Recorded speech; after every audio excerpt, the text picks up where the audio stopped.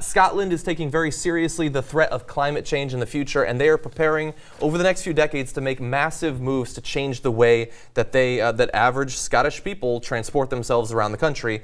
And there are a couple different elements to this, but the single largest one is that Scotland intends to completely ban internal combustion engine vehicles from city centers by 2050.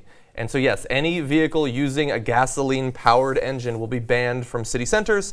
And to do that, to help people transition into that world, they're going to be offering first-time buyers of electric vehicles and other alternative fuel vehicles pretty significant subsidies, actually.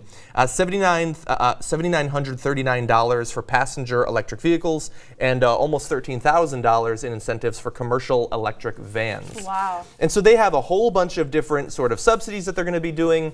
They're going to be setting up EV charging stations every 50 miles, and I'm assuming it'll spread beyond that even. But yeah, this is a pretty significant move that I find impossible to imagine us doing in America. I'm struck by the cost, because they're like spending no money on this. Mm-hmm. They're like a fund of 2.6 million pounds will fund the installation of charging points at leisure facilities, local. That's nothing. That's like nothing. Yeah, I'm like, yeah, great, let's do that. Yeah. It's like well, free. Small country, small population. I got it, but still, they're like, the government has invested over 8 million pounds in electric vehicles and infrastructure. Ooh. Yeah. I mean, literally, the Defense Department spent that since you started this story. It's true. Yeah. Yeah, and so I think that if we were to start to debate something similar to this in America, a lot of people would have a big problem with it because it's stopping you from choosing what sort of vehicle you want.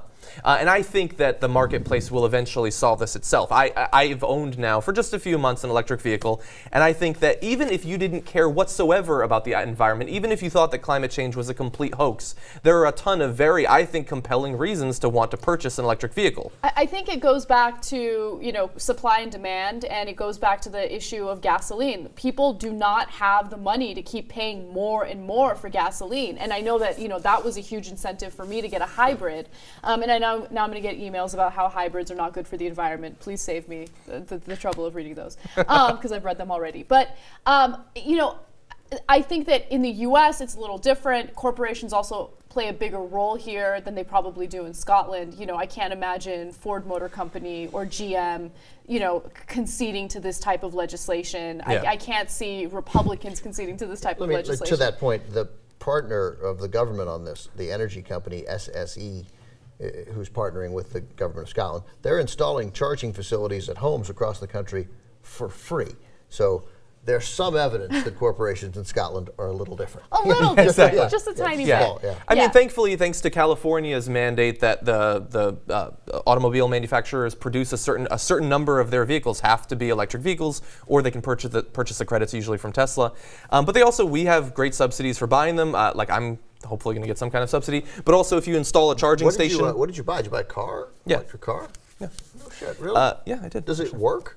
Yeah, I've had no problems whatsoever. I love it. You can go around and everything? Exactly, yes. You can go around. Yes, you can go around things. Have you gotten laid since you bought your electric car? I have actually gotten laid since I bought the electric car. I love that you disclosed I can't say that it was because of the car, though. And I can't say that it was not in the car. I can guarantee you it was not because of it. Yeah, well, whatever. I love it. Anyway, but you can also get subsidies for installing the charging stations and things like that, even in America, at least in some states. And so there's some progress. Last thing here, the Transportation Minister, Keith Brown of Scotland, he paints sort of an idea of what it's going to be like in Scotland by 2050, and I kind of like it. He says this funding, referring to the subsidies we were talking about, looks to the future, a low-carbon future with an electric revolution on our roads, where people can charge their carbon-neutral cars at home, drive them to their local station, and jump on an electric train to their workplace, which will also have charging points for the days they need to take the car to work.